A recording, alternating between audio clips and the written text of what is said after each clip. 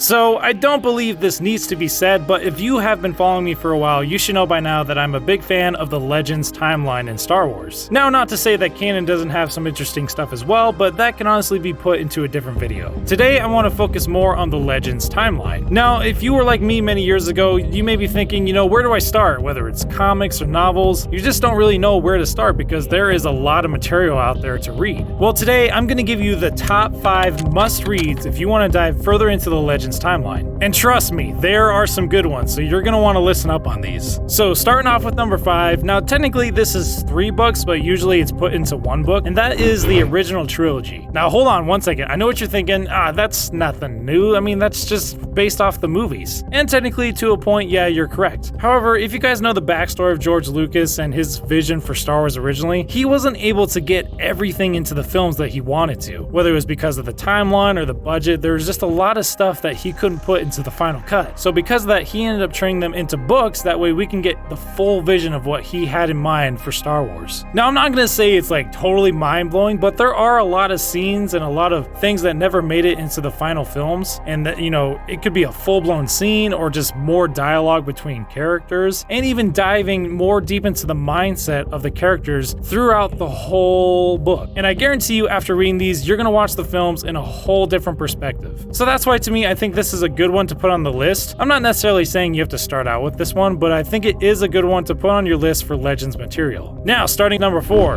Darth Plagueis. Darth Plagueis the Wise. Oh yes, I would say one of the best origin stories and fill in the blank books for Star Wars that I can think of. It follows the story of Darth Plagueis before episode 1 and basically on how he met Darth Sidious or Palpatine. And it kind of shows their backstory of how they met, how they started training, and basically their original plan that they had for the galaxy. The events in this book actually track back 67 BBY, which is before episode 1, and then it does slide into the events of episode 2. Darth Plagueis' whole goal throughout this entire book, as mentioned by Palpatine in episode 3, keep the ones he cared about from dying, is to control death and basically to become immortal, even using the body of another Sith Bith to kill and revive over and over and over and over again. Like this other Sith that basically he captured was tortured for years, while at the same time also helping Palpatine into power, hoping to control the universe from behind closed doors through Palpatine. Now, of course, this book is about Darth Plagueis, but it covers a lot about Palpatine as well. It shows the backstory of how he basically discovered his powers, which, prepare for that moment. And then you learn how Darth Sidious actually met Darth Maul at a young age. It's honestly a great book for anybody who's into the prequel era, and learning a lot of the behind the scenes, of stuff that actually happened during episode 1 and episode 2, and really learning how Palpatine came into power is actually really cool. So if you're a fan of any of that, I highly recommend Darth Plagueis. Now moving on to number 3, that is Darth Bane. More specifically, Darth Bane, Path of Destruction. Now, speaking of origin books, this is actually a really good book to learn a lot more about Darth Bane, and as you know, he was the creator of the Rule of Two for the Sith. Now, this is another 3-part book series, which of course I recommend reading all of them, but if I can only pick one, it would be Path of Destruction. And it actually takes place in the year 1006 BBY, so way before episode 1. And I can tell you, if you're a fan of the Sith, this is a really good book to read, not just because of Bane's origins, but you get to learn a lot more about the Sith and the Brotherhood of Darkness at that time. So basically, Bane is really fascinated of the ancient scripts of the Sith, and he believes that the current Sith have been basically driven off that path. So he is constantly fighting with his fellow Sith about basically what he believes is right. And you know what's funny is, after reading this book, he actually reminds me a lot about Qui-Gon Jinn. Bane and Qui-Gon Jinn, obviously on different sides, Jedi and Sith, but the way they looked and believed in the Force was actually very similar. Qui-Gon, he was always fascinated with the ancient texts, and he always acted in ways that, the modern Jedi didn't necessarily agree with, which is also how Qui-Gon Jinn came upon the old prophecy of the Chosen One. And Bane is very much similar. He's fascinated with the ancient texts of the Sith. He wants to learn more about the old traditions and the values of the Sith.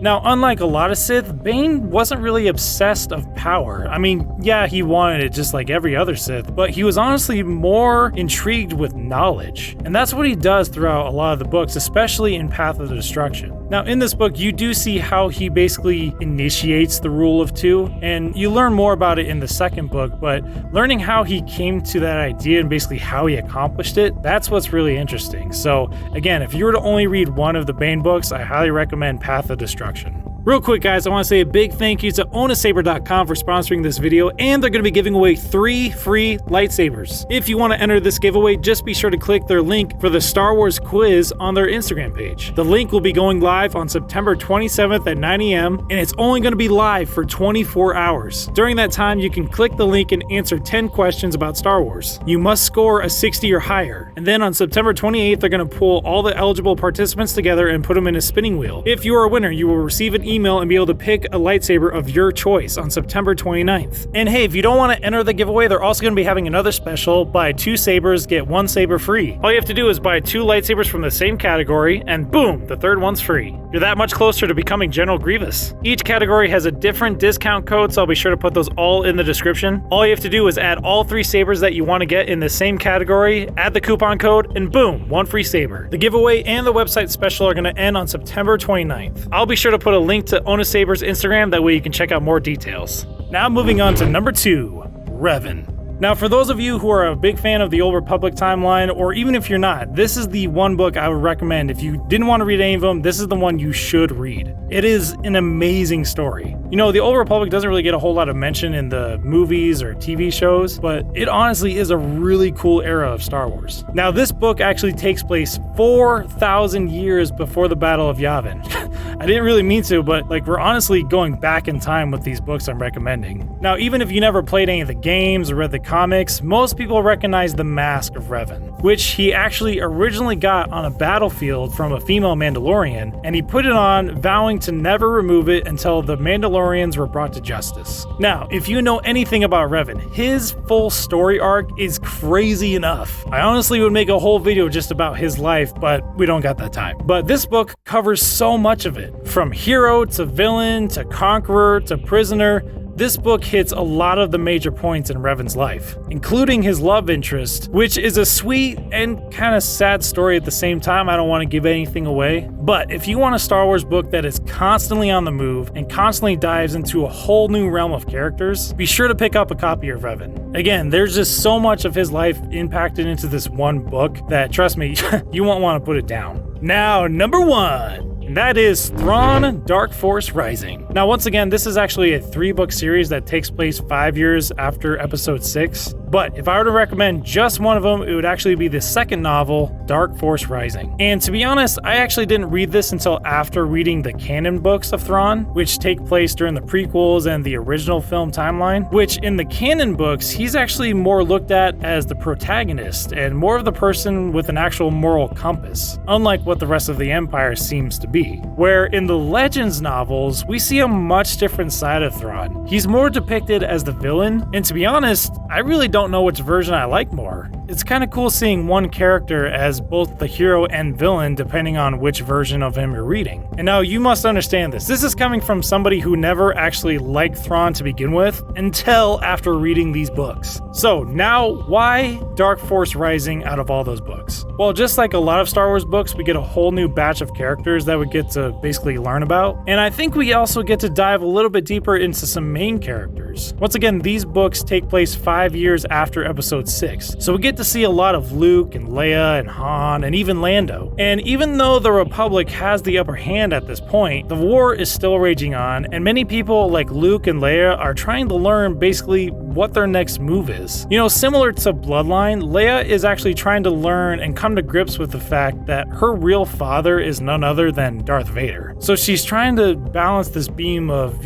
recognizing it, but also knowing the bad history of that name as well. However, she actually comes to find a whole alien race, and this race is actually called the Nogri, who actually viewed Vader in a good light. honestly basically their hero. And also during this time, there's also another Nogri who's actually Thrawn's main security guard. And then we have Luke, who is trying to be the best Jedi that he can be, and it comes to find out he actually meets another Force user, and he hopes that this person may be able to help answer a lot of his questions. But then during that time, he starts to question the motives of this supposed master. And just like any good book, there's personal struggles with many of the characters, and I think it gets to shed a lot of light on what happens to them, after the events of Endor. If you've never read any books after basically that point, it really does. Like, you get to learn a lot more about, who these characters come to be. And, I think it also helps, with the newer movies, you get to see what pushed these people from episode 6 all the way to, episode 7. And I know canon legend's different, but